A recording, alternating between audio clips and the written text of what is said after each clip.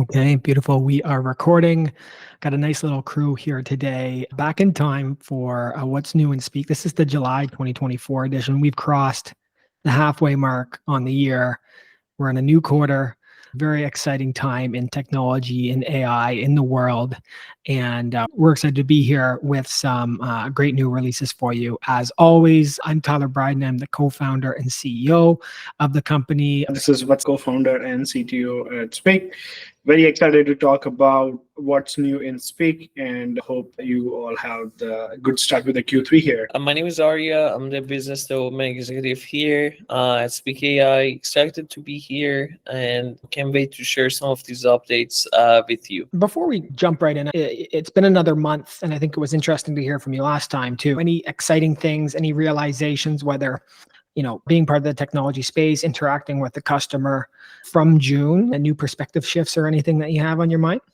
A lot is going on right now in this space and in the industry. And I guess with the release of the ChatGPT 4.0 and Cloud just released a new version, customers have new expectations and they're like even asking and striving for better results, for more accurate results, and everything is like changing so rapidly. And I guess like we have come a long way like from the time that I joined. And every time on a call with the customer, they're always like, what if I can have this XYZ feature added? And I feel as the messenger that needs to get all this information back to our technical team to understand like what are the client's needs and where the market is heading, is very interesting about how rapidly not just the market is changing, but our competitors and the whole space is evolving. So in this space, if you don't just keep up, then you're just going to miss out. I completely agree. Vatsal, anything you want to add here? I think I totally agree on, again, the rapid development. We all are following through the new model coming up maybe every second week. But at the same time, again, just following the trends, following some thoughts of the leaders, like at least I'm following, seeing like a lot of relations came to the space where, yes, you could do a lot with this model, but at the same time, maybe the businesses and also the actual users are also realizing the limitations of those models and how to utilize the best way. The other thread I follow is, okay, now we got this model and we have all this data, let's fine tune it.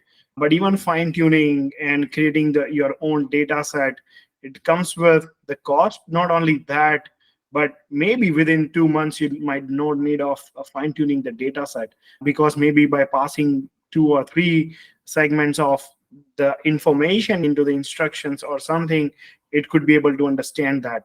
So it's tough. It's tough to decide, not from, again, the product landscape, engineering landscape, where you wanted to put your fit upon. But again, at the end, listen to the customer. We hear that, but from listening to the customer, it's quite broad because they see a lot of new MVP, new demos as, hey, how about this or that? So it's definitely, to me personally, going to be challenging till probably end of the year. And 2 parts. One, a lot of companies are already integrating AI within Dropbox. Yesterday launched like infinitive messages you could ask to your file, images, videos. Slack already have part of it with the meeting summary, conclusive report generation, and couple of updates, which we are going to share. Also have some sort of the connection there along with all the updates we are seeing in the market. Yeah, super interesting. I think one of the things that I've seen reemerge that comes back from 2019, I guess Vatsal, was this idea of the multimodal again. And early on when in Speak, and this was before even Arya's time, we would always get asked, hey, if you're running sentiment analysis, is it just on what's being said or is it how it's being said? And since this sort of omni moment I've seen a resurgence of that questioning from our users and customers, which I find to be fascinating. I think you touched on something interesting too, which is just this idea of, I think there's a lot of companies experimenting with this technology right now, but putting it into production environments has been actually more difficult. I think one of the things that we see, and we actually tackled this in a couple ways on the update today too, is you're taking unstructured information and then you're trying to restructure that information. But unless you have very concise instructions, you can see the variance in the delivery of the output from these engines. So maybe you're just asking for the date and you want just the date in that nicely structured format, unless you're very precise, hey, this is exactly how it needs to come back. You might get a little paragraph before, you might get some weather about that date, all this stuff. And so there's some flows breaking, I think, here. And so not only do you need to have an understanding of the models, you need to have an understanding of the instructions. And we continue to see this gap between someone who wants to accomplish something and then them actually accomplishing it. So continuing to try to help throughout this process. And in that, there's so many little fragmented applications along the way that it needs to play nice and stick in and integrate. So yes, I agree. It's both fun, it's challenging. I think people still very optimistic and experimenting. And some people are still coming and running their first tests ever after a little bit of a waiting period here. But I think providers and better companies are now starting to not tamper expectations, but set expectations appropriately, because it's not this sort of, the word I keep coming back to is panacea, where they just plug in AI and all your business problems are solved. That's not obviously what's happening here. I would say at the start of this whole thing, that's something that we would have loved to see too, but through enough testing, through 150,000 plus people, we've seen it's not always the case. So interested in the next stage and continuing to move to more like practical solutions that are efficient, and as the business has to make those sort of choices, that we actually like execute and see those little breakthroughs there. Okay, that's our perspective. I might have glossed over this a little bit, but Speak AI, what is Speak AI? We started in 2019, and really it was a software to be able to handle language data that was unstructured and emerging in business use cases. And we wanted to have this no-code solution that allowed you to capture that information, analyze it, and then share results. And that has continued. That mission has not really changed. Just the technology that allows you to do it, that is the interface that enables you to do it, has changed and grown dramatically. But goal, if you're working with language data, we want to help you. We want to save time and cost. And we've got some amazing case studies if you are interested in seeing more on us achieving that with some great customers. Some of them here, the list continues to grow. And here we are now.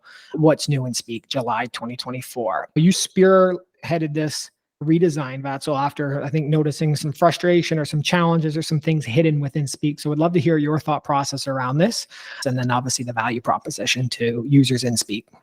I guess it was the Friday dark night at 11. No, I'm just kidding. We have seen a lot of cases with the user journey, the user, how they are interacting with the questions we kept seeing on the support channel is like, hey, how can I export, which is sometimes visible, sometimes not visible to many? How can I go to the field mapping? How can I go to the sentiment?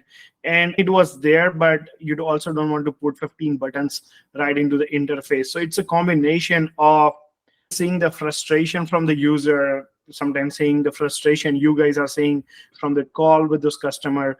And that combination occurred is, okay, why don't we have the dedicated workspace for a user to operate upon? Why do you need any other noises you are seeing on the screen and keep everything visible right for you? Again, there are two parts. One is all the option menu, which was hidden before under the more or a lot of extra buttons, as you can see on the screen, which is all now redirect to the left-hand side to the menu. And even into the implementation, it came through, I don't know, maybe naturally what it's supposed to look like. We had that user interface for quite a long time, if you're following us. And I think this is the time to have you have that experience. And a couple of things we are still working on, which are not here, along with the transcription, speaker editing, and more, which could basically help you to figure out everything within the single interface. So I'll just stop here, but these are the reasoning behind to give you the dedicated workspace. Also, the side navigation menu will automatically close for you. So maybe could be a nitty-gritty details, but I think those small tuning only will help you to focus on the transcription and the chat part. Yeah, beautiful. And I think you touched on it nicely. I'll just drag in the app live and get it here, so we don't have to focus on that small little image. But the flow that we see people, come into the system, they upload some audio, video, maybe some text data, CSV, and we'll talk a little bit about that. But generally, then what do? They end up in a folder area. And so this was just one Redesign right away, as Vatsal mentioned, a bunch of things were hidden here. They're now pushed. You can navigate, and you don't even have to necessarily go to a bunch of new pages to get some of the capabilities that are there. Do I want even more space? Yes, collapsible. And you can see that opens up even more to focus on. Some would say folder. Some would consider this their project. Some would consider this a data set. But that's really, again, hey, this idea of the dedicated workspace when I want to narrow in and look at this data set. And as I open up the click and expand this into the individual media file, we see the same thing, capabilities on there. And then the media player is now embedded below. And just in case any of you thought that, hey, did they take video away from me? We did not take video away. It's here. And what's nice is you can actually position it around anywhere you want. And so we've seen people throughout time basically have different ways that they set up the sort of their workspace. We're enabling that for them. We shared this, but you can also drag and make the transcript bigger or the chat bigger, and a bunch of flexibility within this little dedicated environment that I think is really exciting. Are there anything that you want to touch on in this dedicated workspace section of the release and speak? Not really, but just the only thing I want to say is that it looks much nicer and it's easier to comprehend. And those similar issues that Vatsal and you just talked about, all those like shareable media player, the export option, it was always there, but it was like hidden under more or like under other options. But now you have this workspace, you can easily navigate through it. And honestly, I've seen less people asking me where these options are, which is actually like a great sign that says it's actually working. Yeah, and I think two pieces there. If we make an update, we're never trying to take back functionality. So all the functionality that you had before is there. And I think it also just speaks to the increasing capabilities within Speak that we could no longer fit it under more. It was just getting too large. So the sidebar does give us a lot of flexibility. Now, this is in the later other product updates area, but just wanted to touch on a great little function that Vatsal put into the system here. If you run a prompt or a chat and you have a question, you like that question, you get a result, there's a little option to automate this, and it will actually pop up a modal instead of manually having to chat every time. The team here has helped you move to an automation as quickly as possible. That's anything else that you want to cover here on the dedicated workspace space before we move on? Yeah. So these are the things we have changed for the reasons. And now, okay, what is next? Like, why? Are there any other benefit as a customer we will get by having this dedicated workspace? Yes, a couple will be there. Again, we are working on a couple of things, which is, the one is the report generation, which is also the mixer mechanism of what you're doing with the chat, but allowing you with the white canvas so that you can operate upon, create your own in a custom way. And we do have, and Arya, you might be agree, but we have this Explore Insight page where we have the word cloud, we have the sentiment pie chart, but many times we are seeing that it's being converted to at the end to the output to the report. Again, it's a combination of maybe you have the PowerPoint presentation, you might have the PDF or a Word doc. So it's the blank canvas that help you to support that. Maybe early in a stage, but at some point that's the workflow and the need we are seeing. Not exactly clear around the workflow we are seeing from the different users, but something around that. And another piece we are hearing was like the clip generation, either from the transcription or from the selected segments. So these are the couple of things you might able to see in the future with no commitment on the navigation menu. And Vatsal with the disclaimer right at the end there. All this stuff here is live right now in the application, and Vatsal gave you a couple teasers on what might be coming next. And as always, hey, if you want something, send us a message, bribe us as much as you can. And that always accelerates the development of our product roadmap, because as Arya and Vatsal alluded at the start, we get a lot of different requests, and we want to make sure that we're operating also in a way that like everyone in the app is benefiting from it as much as we can. So that'll close out the sort of dedicated workspace section. I think super exciting release. And I think, again, Arya said, hey, a lot has changed since he first came here. And we went from this green sort of clunky application to a very nice interface to be able to operate in, especially if you're spending a lot of time, which we're seeing people are spending a lot of time, especially on audio and video. But Let's move to the next, I would classify as a major release here. And we're still juggling around with how we want to label this. But the idea is that you can instantly analyze a CSV using the AI chat mechanism that you've become accustomed to in Speak, but with some pretty significant benefits. Why did we get here, or how did we get here? What's the difference between what we've previously done? I think the first statement we have is that analyzing a CSV is very hard. And we've actually spent a lot of time improving this flow for users and customers. We created an entire upload map to fields. You can see this in previous iterations, not even too long ago that we worked, but we continue to see people struggle with getting CSVs into the system, structuring it properly, getting the insights that they wanted. And then we were seeing huge variance, whether across customers or even individual users on different projects, that it made almost that process untenable for a lot of different data structures. And so we asked ourselves, how can we do this better? And today we're really excited to announce a way to interact with CSVs, to chat with them using AI, to analyze them using AI without having to worry about the CSV structure, creating fields in Speak, or doing all this filtering within the platform itself to get insights. So relying on the intelligence of these systems. For the CSV file, again, I think, Tyler, you point out the core fundamental issue, but also one is the time-consuming task, which is, hey, I already have the long multi-column CSV file, and I upload on Speak. Then, okay, you ask me to create and map the field. Okay, I did it. But then also it's the process. When it works very smoothly on the use case basis. But when it is only to identify the very core fundamental question from the CSV, or maybe open-ended questions, it's going to be so much benefited to the user at the end of the day. One, it will save your time, but second, it will instantly allow you to look into your own data set and more to do without creating the separate text note for each file or doing the manual process. So I think these are the couple of incredible benefits. I think we had this all stemmed from a conversation with a new customer with a relatively complex CSV that they told us was the most simple form of CSV that they had. And so we're not taking away the CSV upload flow that we had previously done, because in many use cases, it's actually highly valuable. But there becomes a nuance between the data sets that we're working with where you should be routed one way or the other. And we'll continue to provide some guidance there. But one of the core pieces, I think, was when qualitative and quantitative data was merged so intimately.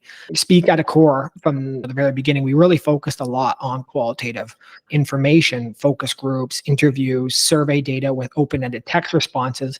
But as we continue to dive deeper into the space, we saw, hey, without this sort of quantitative attachment, maybe demographic information, maybe answers to questions that are a little bit more yes or no questions, a lot of filtering and segmentation that was required to get really good insights was not really feasible. And so that's where this came from.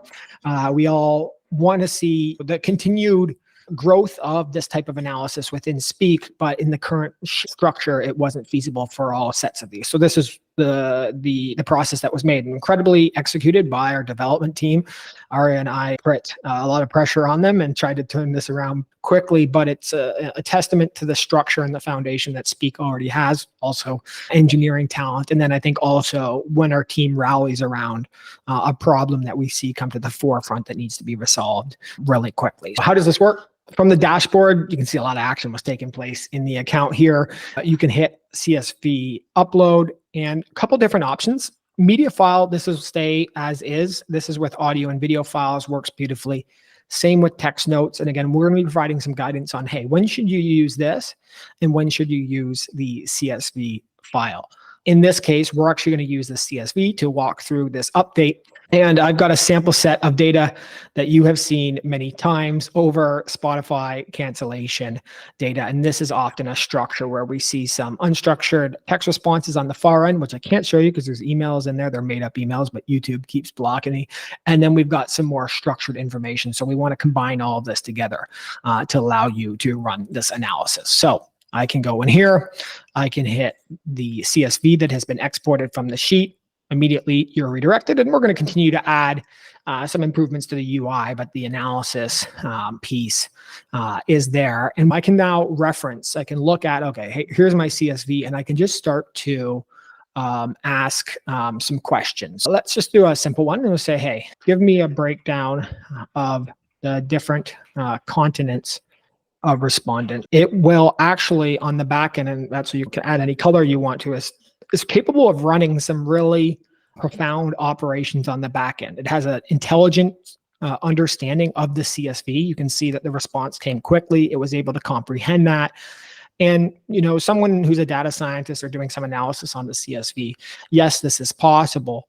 But if you can combine some segmentation with some analysis, it allows you to uncover some insights very quickly that might have taken you quite a bit of time to actually get to. So speak, how can we save you time? How can we save you money? That mantra continues as we look at this CSV instant AI chat. That's all. We'll do some more questions just to walk through this, but any sort of color on what's going on behind the process, or any of your sort of perspective as you work through this? Yep, basically helping you to analyze, interpret the data on the fly in near to real time.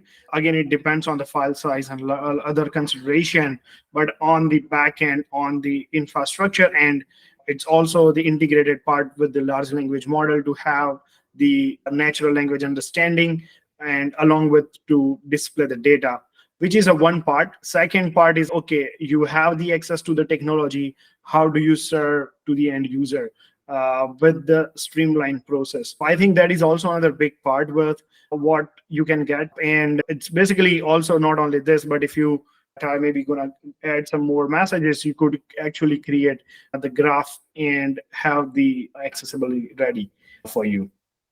So let's try to do a little bit more of a complex one where we can do some sort of math or some analysis on the back end. So what is the total customer lifetime value when you break it down by job title?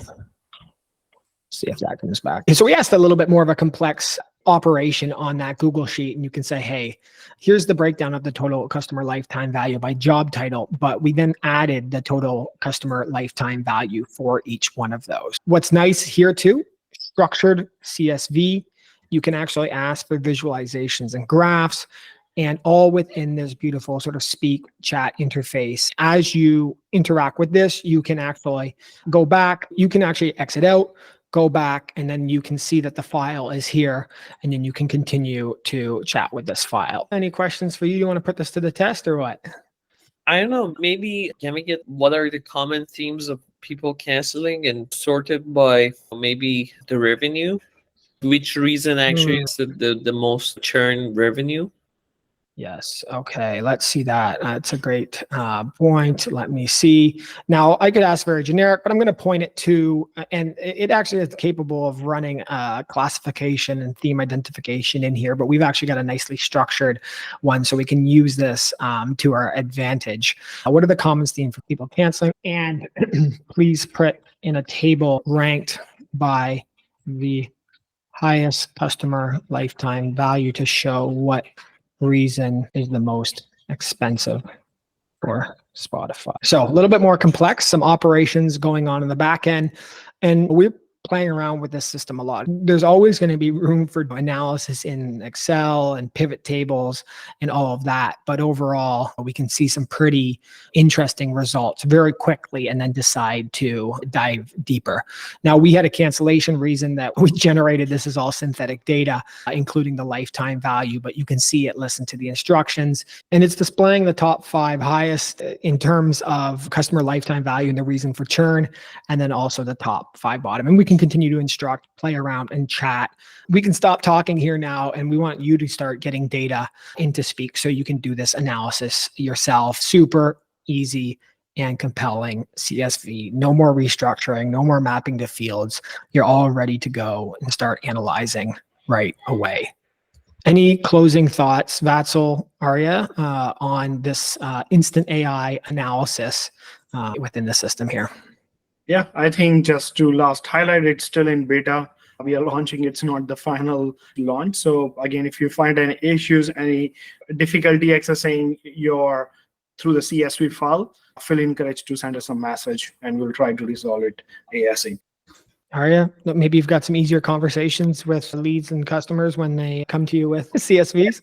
No, I guess this is something like a lot of our customers was looking for, just like easy upload and just using natural language to analyze this data. Like they want a no-code solution, and this actually delivers. Another thing that I'm excited about is, as Vatsal mentioned, this is just the beta version, but hopefully in the next updates, we can show you like more features that will come with this one, as well as the data visualization, which is very excited about, because this has been a common like occurrence with a lot of our clients that they were asking if the AI can also create data visualization for them, which is possible to do with this, basically this AI chat analysis that we have. Yeah, I think that's it. It's, we have pushed as many visualizations and things that we want, but people continue to push this to the edge. And we've intuitively have relied on the UI to push some of these things, but now we have so much intelligence on the back end that we can help you accomplish these things much more quickly. So very excited about that. Now we move on to, I think, the final major note. We've got some other product updates that we'll go through, and you probably saw some teasers in the screen shares and some of those screenshots there, but you can now use speak in dark mode. There was a debate, dark mode, night mode. Vatsal came through dark mode. And, a very exciting moment. That's the only thing you want to touch on. I'm super excited for this release and launch. Again, it is not any engineering core feature, but sometimes it's the balance of both. If you don't like to operate on the platform, you mentioned earlier with this green or too white at night, it hurts your eyes. And there is another reason to have the longer time for someone to spend on the platform as well. So that builds the habit. It now streamlined, converted nicely with the light and dark mode, and also it detects your system settings. Hey, and if you prefer to operate on the light mode even at night, if those are your system preferences, it will work, and the vice versa for the dark mode as well. Super easy.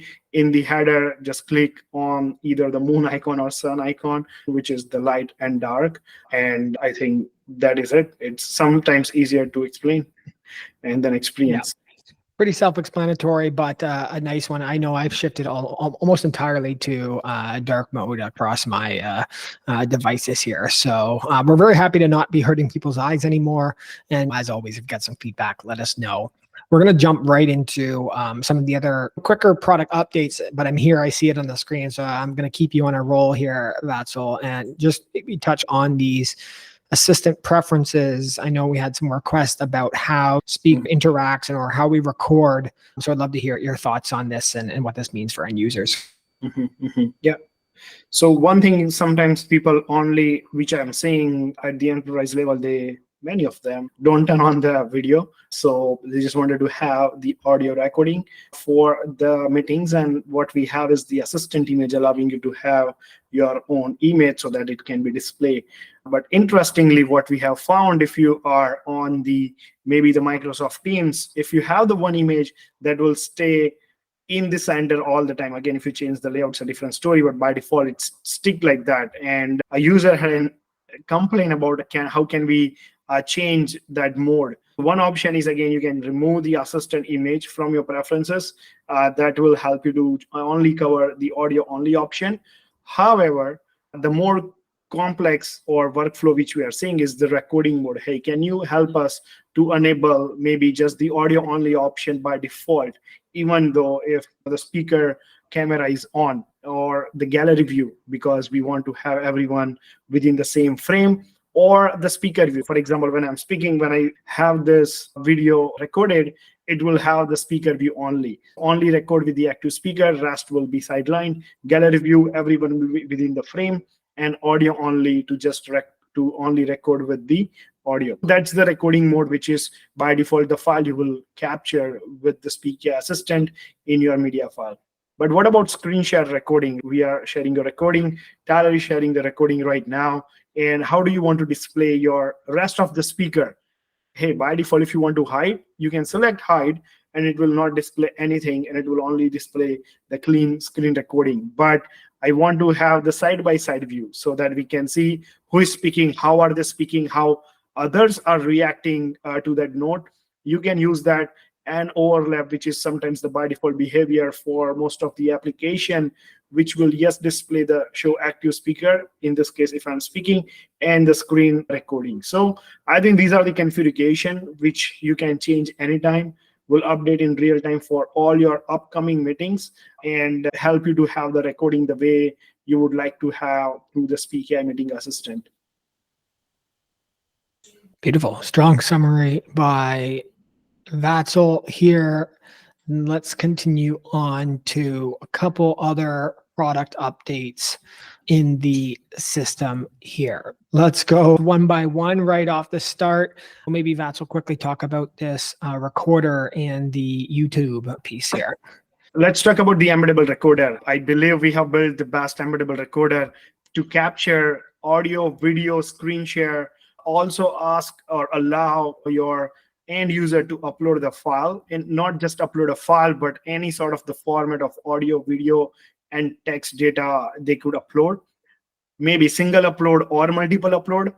But there's one more request came through, which is, hey, can you allow us to have the public URL upload? Right now, yes, we are supporting the YouTube only, but moving forward, we are open to accept any public URL if it is available publicly that you, through the recorder, you wanted to capture. A couple of modification has made to enable that. You need to select the upload file option, and after that you can select the public URL.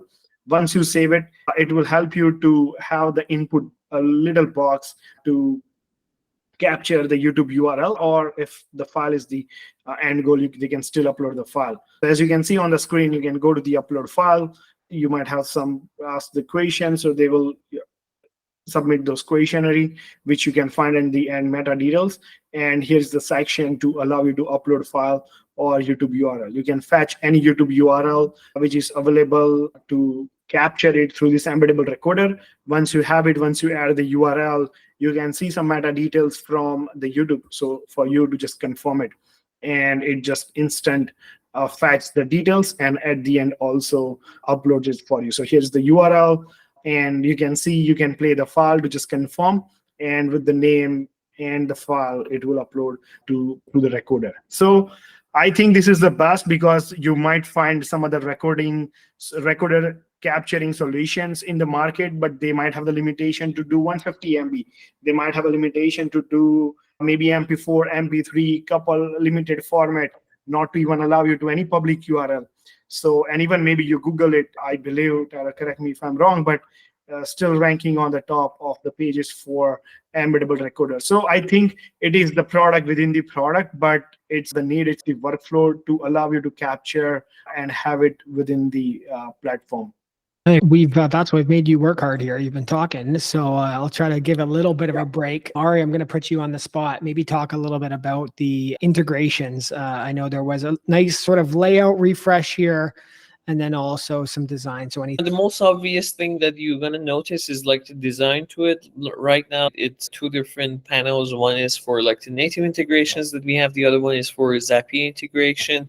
The most recent native integration that we had was like from the Google Drive. So like now you can connect your Google Drive and get those files even when it's like from a private folder, and use Zapier in order to zap those like videos or audio files that you have in your folder back into Speak. In later updates, there is not going to be a need for Zapier. Also, like you can just connect your Google Drive, and then natively from the application, you will have this opportunity to select which files you want to bring into Speak. As you can see over here, like we have a bunch of coming soons for the native integration. We are working on the Slack integration as well as like Salesforce integration. Those are like the two most like integrations that we have heard from our customers. Soon enough, you will be able to like connect your Salesforce and connect your Slack and shoot those AI responses or the transcription or even the translation that we do back into the platforms that you want, such as like a Slack or Salesforce. It would be great for when you want to like keep track of your meeting notes and your meeting recordings and have it in your Salesforce as well. For the Zapier integration, same as always, like it's down there, it's for you. You can select which ones you are looking for. If Tyler just clicks on Zapier Manage, I just want to let people know that like we can connect to more than 7,000 apps. You can create a wide variety of like different Zaps and Zapier connections and bring your data into Speak, or if you want to like get the data out of Speak, both of them are possible. And if you have any questions regarding the native integrations that we have built or how you can create your Zapier integrations, feel free to refer to our documentations on the help documentations that we have, or just send us a live chat. We will be more than happy to assist you about that. Beautiful. And yeah, just one last note. I think you did an excellent job there. But just if something is connected, it will actually show you it's connected, and then this manage icon will pop right up. So just trying to make that more obvious and clear as we add to, with 7,000 applications. For a long time, the bragging right was 5,000. So they've obviously continued to decrease the applications capable in there. We've got a couple other quick ones we'll go through. This actually went longer than I thought. So I'll be mindful of time and our listeners and watchers out there. Some sort of quality of life improvements that I think are just neat and clean. One of the very simple ones here is if you get a chat response, what we were seeing was a ton of people were maybe copying parts of it, et cetera, et cetera. Copy to clipboard was added previously. And then we also now have a download option there as well. So if I want to pull that up quickly, you can see the result, and it's still very nicely structured. So there was some technical wrangling to get that done, but very nice little function in the application there. Now, Vatsal already had that great piece with the automating the AI chats part with that little button there to allow you to do it. So just one more little quick note, you can hit that and that will actually pop open the automation. And with all the AI models that have continued to be released, we have integrated GPT 4.0 and then Anthropic's Claude, which is the Sonnet 3.5, which has been getting some incredible reviews for the sort of intelligence capabilities within that. So super excited about integrating those and getting those live in the application. Our goal here at Speak, always to give you the best intelligence, the best models, cheapest, most effective for the task that you're doing, and automatically helping you figure that out based on what you're doing within the system. And then we missed this one note, but on that embeddable recorder, we increased that file size to 5 GB. So we were getting some very big files coming in. We had 5 GB for a bit, but we hadn't pushed it to the embeddable recorder. So if you're using that, no more worries if people are dumping some big files into the system. 5 GB. I think that gives you 4K at quite a long duration there. So glad to see that. Just lastly, as we look at what's next, I think this one's been in the pipeline for a bit, but this idea of better speaker management and transcript editing, we already made some of these adjustments with the dedicated workspace and all of that great improvements and updates within the platform. But there's more to come, and we know how important this is to you because we asked you and you told us over and over again that you want to see this improve. So we're working on that right now. So I'll pass this back to you maybe to touch on these two other points, and then we'll wrap with Arya here if he has any thoughts on what's coming next. But I'll jump to you for custom vocab and Slack. Yeah, so for the custom vocab, we also heard that, okay, the transcription engines are getting better, but at the end of the day, every one has their own accent and want to emphasize on the word or the company name, even the engine is not even right now capable to identify it. So what we are allowing a user to do is, hey, select your language, because we do support many languages for the transcription. So you choose your language and add the words which you think the transcription engine is keep failing on you. That's one part, which is, again, we are talking from the manual effort perspective, but there will be the suggestions which will automatically understand and help you from your transcription editing experience, which you are doing on Speak, and automatically help and suggest you within that segment and the section. We have nothing to share as an image right now on this call, but at the end of the day, it will basically help you to increase the transcription accuracy for your file. Not only that, it will be passed over to the different languages. In many cases, we have seen you use English, you use Mexico, maybe use English US versus Canada. So that will help you to support into the multiple languages in those cases. And the Slack integration, it's helped you to customize a notification.